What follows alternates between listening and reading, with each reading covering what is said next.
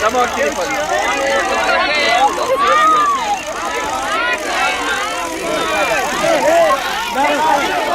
É pra cá, é pra lá, Pedro. Pra cá, gente. Calma. Silene. Abre.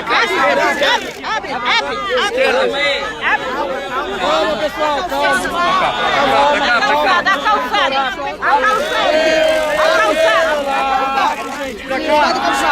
Deu. Abre. Só fecha aqui. Pra cá, presidenta. É aqui, a entrevista vai ser aqui, ó. A entrevista aqui, ó. Aqui, Pilar. Pra cá, Pedro. Vem pra cá. Aqui, vamos. A entrevista é aqui, ó. Pode vir pra cá, presidente, porque aí pra não atrapalhar a rua. Guerreira! Da pátria Brasil. Calma, gente. Dá licença, abre. Aqui. Aí tá ótimo. Aí tá bom. Deixa só a imprensa vir pra cá. Pilar e a presidenta vão falar aqui da visita que tiveram agora com o presidente. Ô, gente, abre.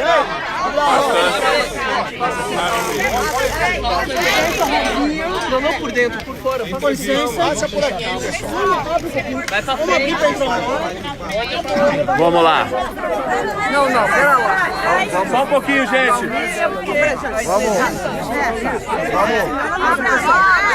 Vamos lá. Tudo certo aí, gente? Presidenta. Silêncio. Quem não é da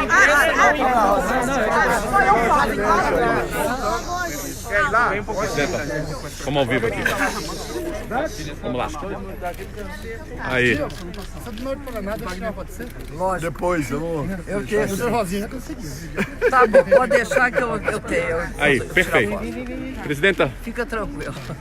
pode falar pra gente da visita? Primeiro um relato sobre a visita que foi feita hoje. Olha, eu estive aqui com a nossa querida Pilar del Rio, visitando o presidente Lula, e foi uma visita muito comovente. Uma visita comovente porque sempre é muito difícil ver uma pessoa que é inocente presa. É sempre muito difícil se perguntar, mas por que esse nosso país chegou a isso? De prender uma pessoa inocente, desrespeitando todos os princípios civilizatórios que asseguram que todos, pelo menos perante a lei, têm de ser iguais, têm de ter o mesmo tratamento. E por quê? O Lula, sem e cada vez isso que nós já sabíamos fica mais claro com essas revelações do site Intercept Brasil e agora tanto do jornal Folha de São Paulo quanto da revista Veja, que mostram que houve, no caso do presidente Lula, desde o inquérito, passando obviamente pós-inquérito, porque no inquérito tinha dificuldades para ter provas.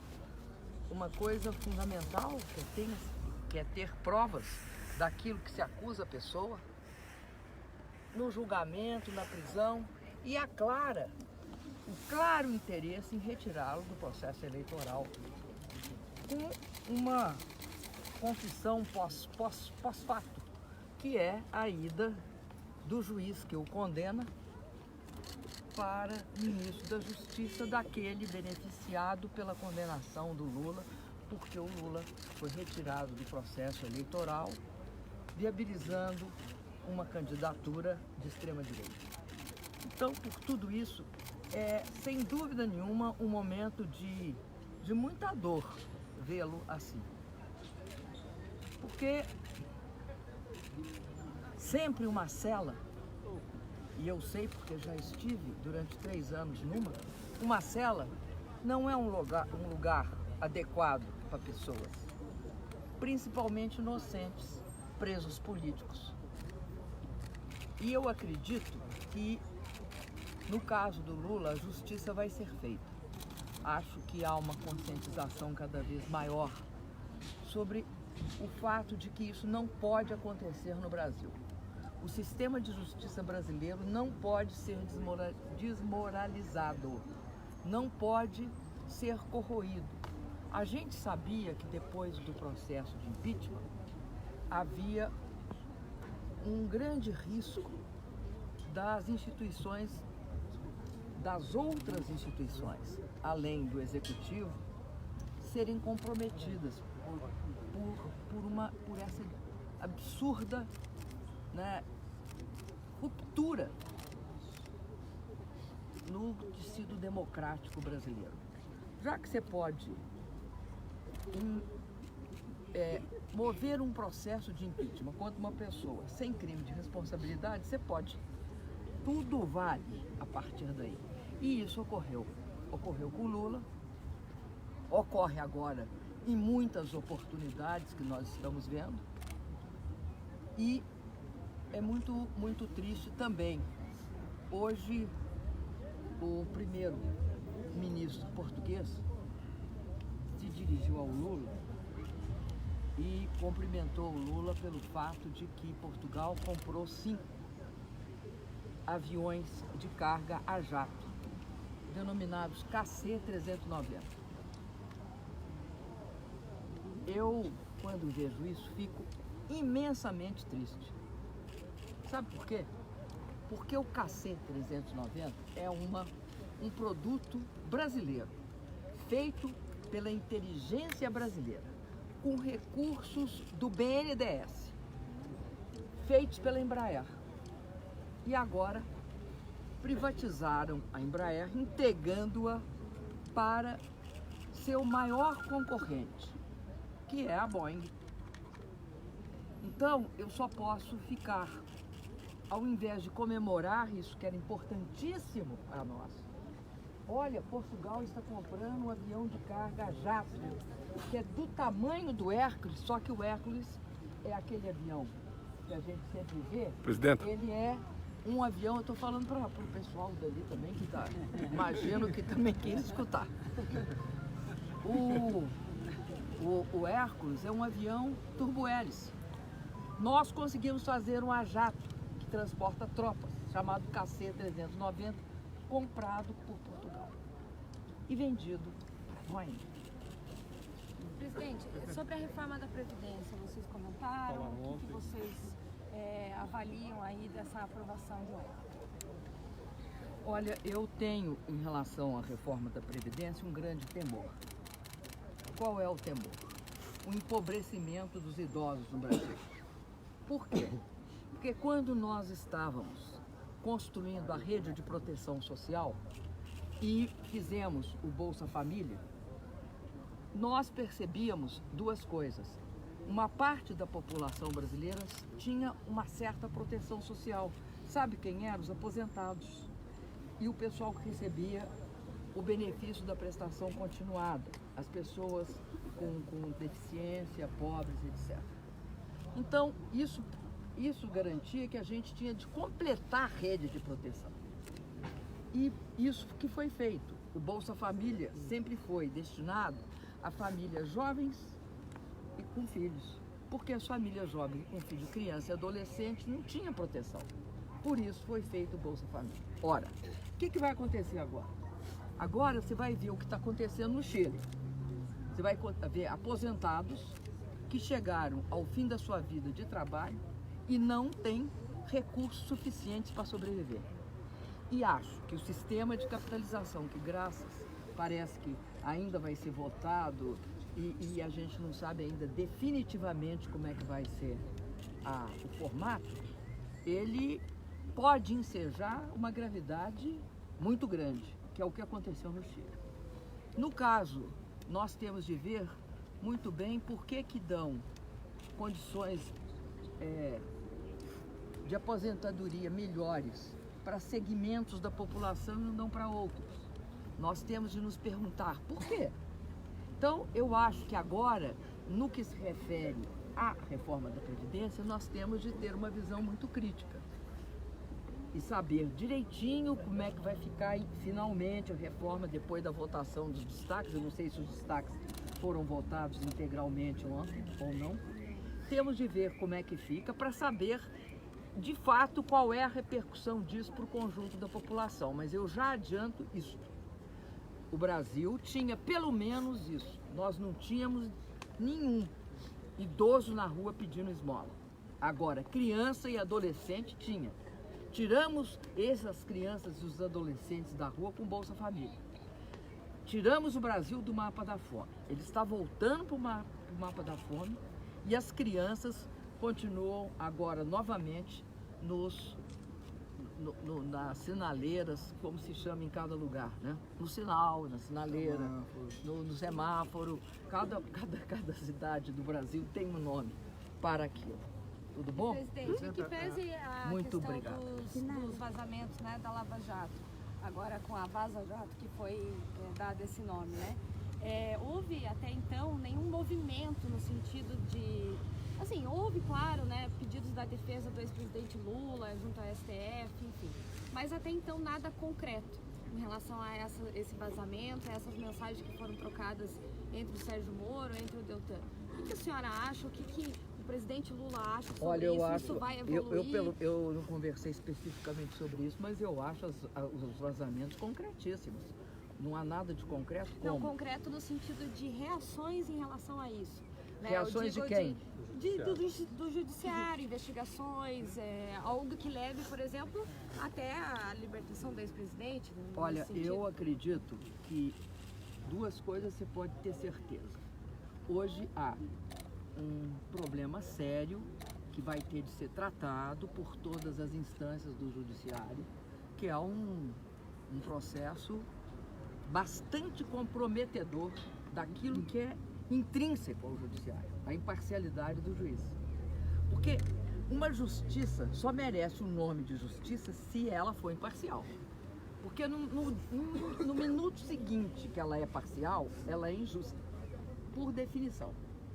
Então, o fato dela sempre ser retraçada e traçada e desenhada com uma redação é porque ela tem de ser imparcial. Um juiz que é capaz de funcionar como assessor em alguns momentos da acusação, em outros como dirigente da acusação, não é um juiz isento nem imparcial. Isso coloca um problema seríssimo para a justiça brasileira, que é a perda de credibilidade aos olhos não só da população, mas aos olhos do mundo. Porque isso é inadmissível num país que se diz democrático. Estado democrático de direito sem imparcialidade da justiça não existe. Então, há que se pensar o seguinte: imagino que ao longo desse processo será avaliado qual é o impacto disso sobre todo o inquérito. Porque o que está comprometido no caso do presidente Lula é um inquérito. É clara a afirmação do procurador Dallagnol dizendo o seguinte: ora, as provas são frágeis. Não existe prova frágil para denunciar ninguém. Ou existe prova ou não existe prova. É um inquérito. Ou seja, todo o processo em relação ao presidente Lula está viciado. Eu não estou dizendo que em relação a todos os réus está viciado. Eu estou dizendo que o que nós temos de dado claro é que no caso do presidente Lula, não só isso é um indício de vício, mas nós temos um mais grave ainda, que é a tentativa deliberada e clara do juiz e dos procuradores no sentido de evitar que o presidente tivesse qualquer possibilidade de influenciar na eleição na qual ele era o mais votado pelas pesquisas. Isso implicou em impedir que ele fizesse entrevista, o direito dele como cidadão. Impedir que o presidente desse entrevista, interferir dizendo que aquela procuradora não pode participar. E eu acho estranho. Eu nunca vi hacker querer manipular a informação. Bom, mas aí tem um historiador que faz um raciocínio muito interessante. O raciocínio, se eu vou conseguir reproduzir para vocês, é o seguinte. É o Fernando Horta, que fala o seguinte: primeiro, se há vazamento, foi um hacker. Foi um hacker. Mas Se há vazamento e foi um hacker, o vazamento não tem tanta importância.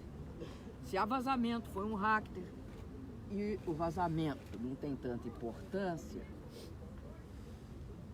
o que se faz? Se trata como? Se considera o quê? Não tem, não podemos levar em conta. Mas se for um vazamento e tem importância, o que acontece? Foi em nome do combate à corrupção. Então, esse raciocínio, ele é uma bomba atômica em cima do sistema de justiça desse país. Quem concordar com ele está condenando o Estado democrático de direito no Brasil tornar-se uma ficção. E isso tem nome. Chama Estado de exceção, chama a nossa velha tradição, que vem de 300 anos de escravidão e 21 anos de ditadura. Se a gente achar que é isso que nós vamos querer no século XXI, em pleno século XXI, eu não acredito que o povo brasileiro queira. Presidente, o fato do Terá consequências graves. O fato do COAF possivelmente estar investigando um jornalista, o que o senhor acha disso, que conhece a estrutura do governo? Que é a suspeita de que o COAF está investigando o Glenn nesse momento. Eu posso conhecer a estrutura do governo, mas não tenho como saber se o COAF está investigando a estrutura do governo. Mas essa possibilidade... Desculpa, está investigando o Glenn Greenwald ou não? Eu não sei. Mas a possibilidade do governo... Acho que o governo tem de responder claramente sobre isso, que ele não pode se recusar a responder. Hoje ele falou no Senado que está havendo uma ameaça à imprensa. A senhora concorda? Quem? O Greenwald. Mas já tentaram várias ameaças a ele. Não tenho a menor dúvida disso. Acho que não concordar com o fato que ele vem sendo sistematicamente ameaçado é a gente negar a realidade. E eu não tenho E voltando à reforma da a prática de Previdência, negar. o governo PT não fez uma reforma, né? Por que não fez uma forma diferente dessa? Ou não havia a possibilidade? Nós gostaríamos de ter feito uma reforma bem diferente dessa. Até porque achávamos que tínhamos de manter vários direitos adquiridos.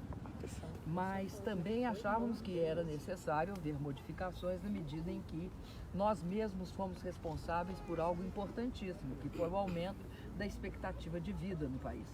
Então, por isso, começamos a fazer todas as tratativas. Agora, eu só queria te lembrar que eu acho que com 3 meses no meu segundo governo, tinha, se eu não me engano, 6 pedidos ou 3 pedidos de impeachment. E com 6 meses, eu tinha quase 16. E vamos lembrar uma coisa? Sabe como é que a lei diz a respeito de impeachment? Um presidente só pode sofrer impeachment pelo acontecido no seu governo. O meu governo, portanto, não tinha 6 meses de vida e 16 pedidos de impeachment.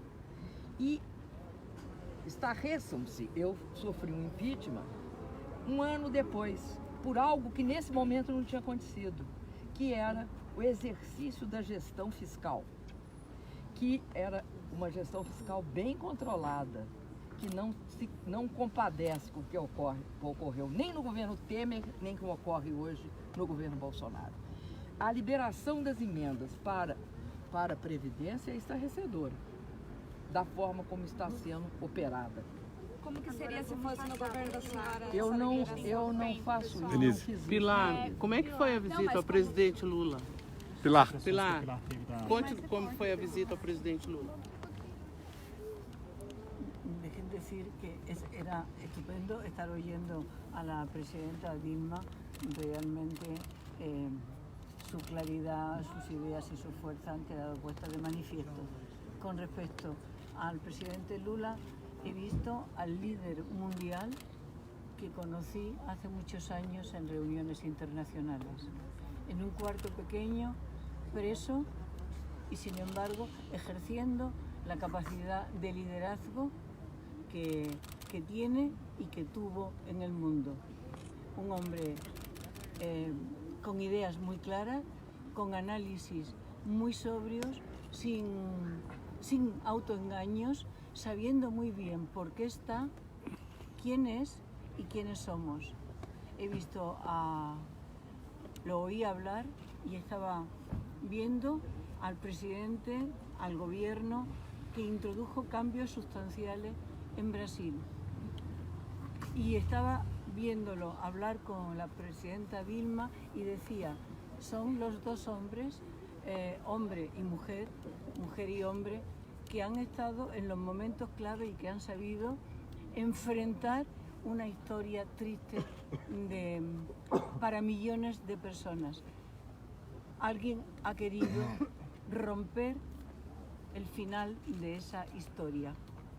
Y entonces mi cuestionamiento no es ni para la presidenta Dilma ni para el presidente Lula, es para los ciudadanos. ¿Por qué no podemos seguir nuestro relato, nuestra historia? ¿Por qué siempre la historia la tienen que escribir otros? Insisto, dentro he visto a un líder mundial, a una persona que ha sabido y que lo ha intentado romper el relato oficial, lo único posible, de la única sociedad posible y para los únicos posibles. Entonces, es emocionante saber que sigue, que está aquí, que está entero, que está lúcido y que sigue ejerciendo esa capacidad de liderazgo para muchos, es decir, para la mayoría de la población, no de Brasil, sino del mundo. Muito obrigado. Como se mira Brasil hoje em Europa? Como se mira o Brasil hoje? Con perplejidad. Brasil era la potencia que el presidente Lula iba contando y tuvo más personalidad y más visibilidad en el tiempo de estas dos presidencias que antes nunca en la historia. Y sin embargo, ahora mismo, pues se mira con perplejidad. ¿Cómo es posible que esta potencia mundial, que había empezado a encarrilar, y nosotros en Europa, cuando pensamos en Brasil, también pensamos en Miña Casa, Miña Vida, y en Fome Cero, y en una serie de programas muy interesantes, cómo es posible que haya llegado al nivel comparable a los gobiernos de otros países que no queremos nombrar porque no nos hacen más grandes como seres humanos. Por el contrario, nos hacen avergonzarnos. ¿Por dónde sería esa salida? Las salidas las tendrán que decidir los propios brasileños y lo tendrán que decir utilizando la razón, la conciencia y la política. Razón, conciencia y política. Y luego, usando la razón, usando la conciencia y usando la política, seguro que el futuro no es como el presente. Seguro. Obrigado. Pessoal, agora a gente vai seguir para a vigília. Agora a gente vai seguir para a vigília. Desculpe, presidente, o caso estava muito triste com as duas. Porque considerava que era uma perda. Passa aqui, Rosinha. Ela é importante. Passar aqui. Gente, deixa eu passar aqui. Cuidado, cuidado. ¿Con quem? Do degrau, presidente. Ai.